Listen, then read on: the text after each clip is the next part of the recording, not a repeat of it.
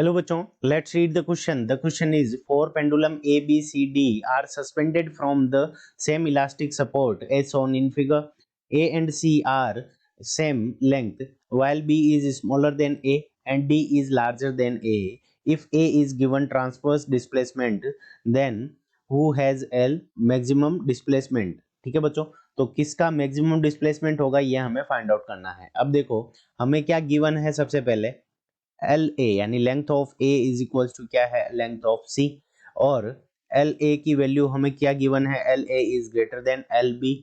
ठीक है, और हमें क्या गिवन है, L A is less than L D. ठीक है बच्चों, अब ए को हमने क्या किया है, ट्रांसवर्स डिस्प्लेसमेंट दिया है। ठीक है, तो ये ए क्या करेगा, ट्रांसवर्स डिस्प्लेसमेंट करेगा।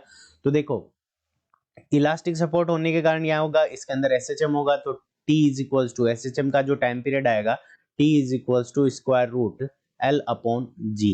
ठीक है बच्चों, ये टाइम पीरियड का फॉर्मूला होता है। अब देखो ए और सी की हमें लेंथ क्या गिवन है, इक्वल गिवन है। तो देखो यानी टाइम पीरियड किसके ऊपर डिपेंड कर रहा है, तो एल और जी के ऊपर डिपेंड कर रहा है। एल दोनों की ए और सी की इक्वल है, और जी भी क्या लगेगा इसके ऊपर, दोनों के ऊपर ग्रेविटेशनल एक्सेलरेशन भी इक्वल लगेगा।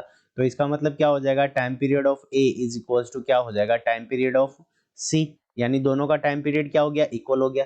अब टाइम पीरियड इक्वल होने के कारण इन दोनों की फ्रीक्वेंसी भी क्या हो जाएगी, F A is equals to F C. अब देखो एफ ए और एफ सी दोनों के जो फ्रीक्वेंसी होगी वो भी क्या होगी, इक्वल होगी।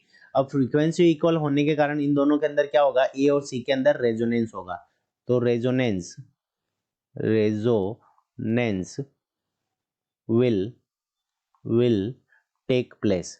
ठीक है बच्चों, तो रेजोनेंस होगा ए और सी के बीच में, तो रेजोनेंस विल टेक प्लेस। अब रेजोनेंस अगर होगा तो उसके कारण जो मैक्सिमम एम्पलीट्यूड होगा वो किसके अंदर होगा, तो सी स्ट्रिंग के अंदर होगा। ठीक है बच्चों, तो अब हम देखते हैं कि कौन से ऑप्शन के अंदर दे रखा है, C will vibrate with maximum amplitude. So option B is the correct answer, क्योंकि सी के अंदर क्या होगा कि रेजोनेंस होगा, रेजोनेंस होने के कारण इसका जो एम्पलीट्यूड होगा वो मैक्सिमम होगा, क्योंकि ए और सी की फ्रीक्वेंसी क्या है, इक्वल है। और हमने जो ट्रांसवर्स डिस्प्लेसमेंट दिया है वो किसको दिया है, ए को दिया है। ठीक है बच्चों, so option B is the correct answer of this question. I hope you understood it well. All the best.